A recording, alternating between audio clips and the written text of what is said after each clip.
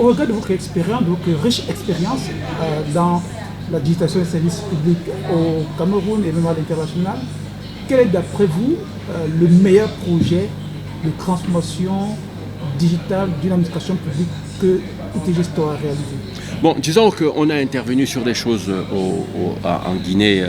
En Guinée-Conakry, c'était sur un segment, mais au Bénin, le Bénin a fait un très très grand saut. Mais avant de parler de gouvernement, il faut dire qu'une entreprise structurée est presque comme un gouvernement, avec le service de la finance, le service des achats, qui sont quasiment comme si c'était des ministères, avec leurs exigences, leurs règles de confidentialité, d'étanchéité, et déjà opérer une dématérialisation, une automatisation, une transformation digitale dans ces environnements-là correspond en termes d'analogie à ce que fera un gouvernement. Je reprends simplement le fait que tout est assis sur des bases claires. Qu'est-ce que nous voulons faire? Ça doit être écrit de manière claire.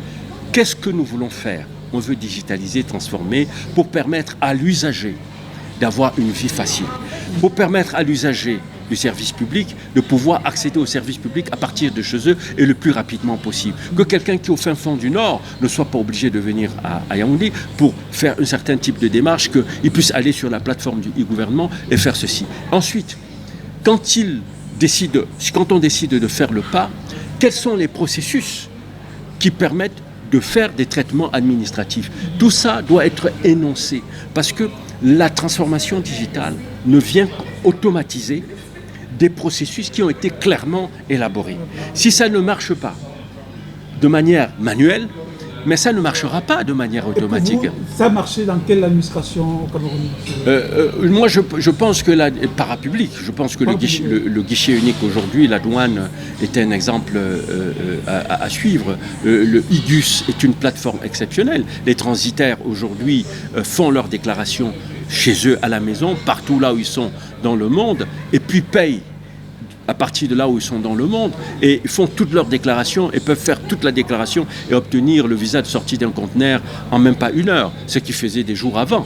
Donc, et je pense aussi que Camsys ce qui est la plateforme dématérialisée progicielle de la douane, est aussi une vraie réussite. On devrait multiplier cela partout. Je vois tout le travail aussi que Camwater est en train de faire pour pouvoir permettre demain aux usagers de pouvoir faire des augmentations, des changements de packaging d'abonnement à partir de chez eux. Je pense qu'il y a des bases qui déjà sur le terrain et un chemin déjà tracé. Je pense qu'on verra de belles choses. Mais sur le plan des ministères, je ne pense pas que nous avons déjà un ministère spécial qui a fait le grand saut. Il y a des segments qui sont digitalisés, mais il y a encore beaucoup de choses à faire.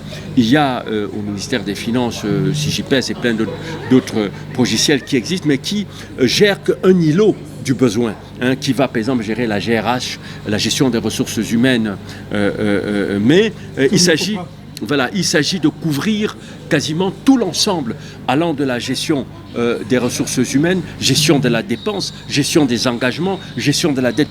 Tout doit pouvoir être arrimé dans un écosystème digital, mais c'est un projet, en général, c'est un projet de grand saut quantique, avec une grande volonté derrière. Alors, il y a également ce défi d'interopérabilité des systèmes. Par exemple, vous avez cité les différents services digitalisés du service de la douane.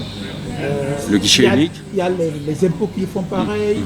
Les impôts, voilà, j'allais parler des impôts, voilà. Mais comment faire en sorte qu'il y ait interopérabilité entre les données de ces différentes administrations? Non, c'est très simple. C'est pour ça que je disais qu'un vrai logiciel, quand il est bien construit, quand il a été bien développé, il a un module qui s'appelle un module d'interfaçage avec l'extérieur.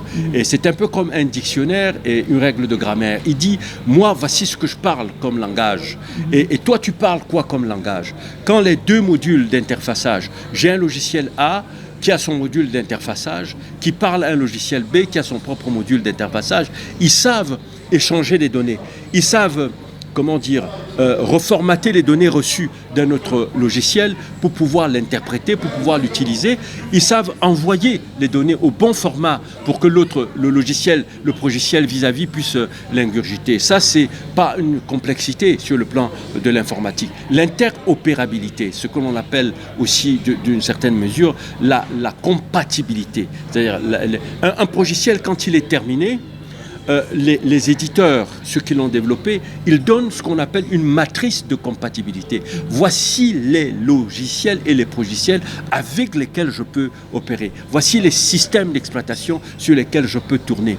Voici les réseaux avec lesquels je peux tout à fait fonctionner. Donc toutes ces exigences techniques sont des préalables qu'une entreprise d'édition de logiciels sait mettre en œuvre. Donc les flexibilités d'interopérabilité ne peuvent pas être un problème demain. Il suffit de vouloir qu'il y ait l'interopérabilité. L'informatique, c'est le mettre en œuvre.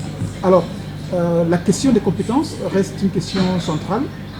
Est-ce que à ce stade, les ingénieurs et experts africains sont-ils suffisamment préparés pour gérer les infrastructures critiques de l'administration digitale des données?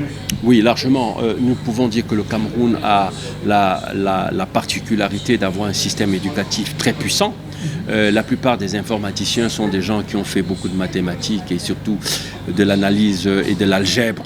Ceux qui ont fait des séries scientifiques, même ceux qui ont fait des bac D, etc., arrivent à venir. Même ceux qui ont fait des domaines techniques. Nous trouvons des ressources qui viennent de différentes institutions. Il y a plusieurs écoles d'ingénieurs. Si je prends l'institution que je dirige, nous avons compté plus de 220 ingénieurs qui sont déjà passés par notre écurie. Une bonne partie se retrouve dans les grandes entreprises, Orange, MTN, la Société Générale, etc. Il n'y a pas une grande, voilà, il n'y a pas une grande entreprise qui n'a pas de ressources sorties de ITG Storm. Ce que nous déplorons en même temps que nous ne savons pas ce que l'avenir nous réserve, c'est qu'une large partie est à l'étranger, au Canada, en France, aux États-Unis, parce que c'est une science qui est universelle. Un ingénieur qui sait administrer une baie de stockage, un ingénieur qui sait administrer un routeur ou un équipement de commutation, il sait le faire au Cameroun et c'est valable en France, c'est valable en Allemagne. Et quand on l'appelle et on triple son salaire, s'il n'a pas fait ses humanités, s'il ne comprend pas pourquoi il est camerounais, pourquoi il est africain, il va se lever parce que l'enjeu de son envol vers le Canada sera peut-être que financier. Je ne dis pas que le départ est une absolue mauvaise chose, mais je dis que l'Afrique ne peut pas être construite par les voisins, le Cameroun sera construit par des Camerounais. Il y a suffisamment d'intelligence pour que ces grands projets qui sont en train d'arriver puissent être accueillis par des ingénieurs bien faits, avec des têtes et des cœurs. Parce que je mets du cœur là-dedans, parce qu'il faut beaucoup de passion pour faire des bons développements, il faut beaucoup de passion pour faire de bonnes intégrations. Donc, nous devons avoir des ingénieurs, ils sont là, qui acceptent d'attendre, d'accueillir ces moments de transformation qui sont en train de se mettre en œuvre, de se tisser, de s'élaborer. Alors, l'intelligence artificielle peut-elle concrètement améliorer la qualité des services publics africains, ou existe-t-il un risque d'aggraver la fracture numérique? Bon, de toute façon, moi je dirais que l'intelligence artificielle ne peut être qu'une facilitation. Je pense même que, quand je dis c'est une facilitation, comme son nom dit, l'intelligence artificielle, elle vient se mettre là où l'homme avait l'habitude de penser. Et comme la machine pense plus vite que l'homme, on parle de 2 millions de milliards d'opérations par seconde, vous imaginez un peu, on parle de milliers de térabytes de capacité de stocker des données. Donc aujourd'hui, les serveurs de l'intelligence artificielle, dont les plus puissants sont plutôt en Chine, contrairement à ce qu'on croit, c'est pas aux États-Unis, c'est pas en Europe. Ils sont là pour computer les données, c'est-à-dire que calculer les données et nous dire ce que les données ont comme information. Et ce qui est intéressant dans l'intelligence artificielle, c'est que quand on a appris à la machine de faire quelque chose d'une certaine manière, on lui donne une base de faits, c'est-à-dire on fait toujours comme ça. Alors, elle sait faire vite et rapidement et dans la qualité. Et elle sait faire tout le temps, c'est-à-dire qu'elle peut faire 24 heures sur 24. Donc, ce qui est bien, c'est que déjà la haute disponibilité de l'intelligence artificielle, je peux accéder à l'intelligence artificielle quand je veux, où je veux, et à partir du moment où j'ai le réseau Internet. Mais il faut noter que la plupart des bases de faits n'ont pas nos contextes socio-économico-politiques. Donc, il y a encore de ce point de vue une fracture du point de vue des scénarios qui ressemblent à nos contextes. Mais c'est une opportunité pour notre jeunesse parce qu'il y a là à créer des bases de faits, il y a là à créer des scénarios métiers qui permettent à l'intelligence artificielle de répondre à nos besoins. Que ce soit sur l'agriculture, le transport, nous avons nos routes, on a des infrastructures de routes qui n'ont pas les mêmes richesses que celles de l'Occident, mais c'est une possibilité, c'est une réalité qui a des possibilités. L'intelligence artificielle, au sein de ça, si on sait faire des bons modèles, on peut créer des choses très intelligentes.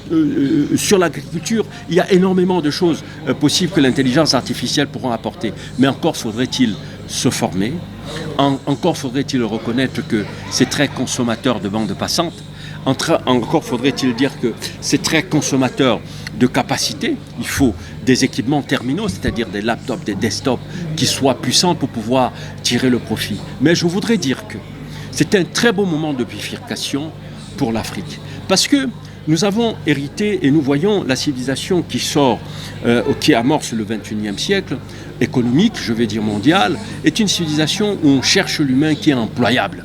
Vous imaginez, on cherche quelqu'un qui est employable. Il doit être développeur, il doit être algorithmeur. Ça veut dire que les philosophes qui ont fait les siècles de lumière, s'ils venaient aujourd'hui, ils seraient au chômage parce qu'ils ne sont pas employables. Donc l'intelligence artificielle, puisqu'elle travaille plus que l'homme, plus vite que l'homme, et mieux que l'homme sur la partie de ce que l'on va appeler le métier opérationnel, c'est-à-dire les aspects que l'homme fait de manière opérationnelle, peut-être qu'on va dégager de la marge pour permettre à l'homme d'habiter son humanité. Est-ce que là, n'est-ce pas une chance pour l'Afrique de se réinventer et de bifurquer par rapport à une civilisation qui a été tellement sauvage qu'elle a tout rendu consumériste et elle a tout rendu marchand. Il n'y a rien dont on ne peut pas poser un prix en face. Nous sommes en Afrique convaincus qu'il y a des choses sur lesquelles on ne peut pas mettre un prix. Pour quelqu'un qui est animiste, si vous lui dites combien coûte le crâne de ton père ou de ton grand-père, il ne peut pas mettre un prix, ça n'a pas de prix. Et donc, je pense que les combinaisons qui sont offertes là permettent peut-être à l'Afrique de se redessiner. Et un truc qui s'appelle la réalité augmentée. Il y a ce qu'on appelle les machine learning, c'est-à-dire que l'intelligence artificielle qui apprend vite. Pour bien expliquer ça, vous voyez une machine d'intelligence artificielle, elle a appris à jouer aux échecs, elle a perdu 3 fois ou 4 fois et après, elle n'a plus jamais perdu parce qu'elle a appris à jouer en 4 fois, elle a développé ses algorithmes et après, personne ne peut plus la battre. Donc, entre les machine learning, le big data, la capacité de faire des réalités augmentées, nous pouvons reconstituer l'histoire de l'Afrique. Nous pouvons revoir, puisque comment étaient les pyramides, comment elles ont été construites, qui était vraiment, est-ce que cette Afrique négro-africaine de l'Égypte antique dont on parle, est-ce un mythe, est-ce que c'est une réalité? Nous pouvons donc reconstruire des modèles éducatifs qui aident à nos enfants de faire des meilleures immersions. Est-ce que quand j'apprends à mon enfant qui est en centre-ville l'agriculture, elle n'a pas de sillon à côté, je peux lui faire une immersion dans un grand champ au fin fond de Balmamio, au fin fond de Foumbot. Voilà ce que j'appelle la réalité augmentée, offre un champ de possibles incroyable, sans compter la médecine. Je peux avoir un médecin qui opère à partir de Yaoundé, un patient qui est au tréfonds de Bamenda, avec une réalité qui est augmentée, ce que l'on appelle la chirurgie non invasive. Il y a le champ de possibilités est immense. Dans l'éducation, je peux avoir un maître pour 5 classes, parce qu'il y a un assistant, un jumeau numérique qui le représente dans d'autres classes. Donc les applications sont énormes. Il y a quand même des craintes. Les craintes que moi que je vois formulées, j'ai entendu parler de la 4e version du terrorisme numérique. Est-ce que nous sommes en train de dire qu'on va essayer de défier la providence, on va essayer de défier Dieu en fabriquant l'humain? Ce sera quel genre d'humain? Et puis, je crains que demain, on fabrique des clowns. Déjà que l'éthique mondiale essaye de tenir la science pour que l'on ne bascule pas par là. Le transhumanisme, si on n'y met pas de l'éthique, on peut rentrer dans un monde incroyablement fou.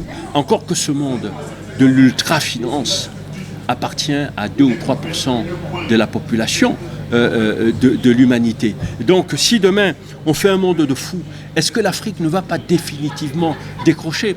Est-ce que l'enjeu, c'est absolument de faire tous les métiers et aller prendre le métier de l'autre? Est-ce que derrière, nous n'allons pas dire que nous sommes des êtres humains fondés en partage? Nous sommes des êtres humains qui partageons ensemble le monde, qui partageons la vie. Voilà des sujets qu'il faut mettre en face de l'IA.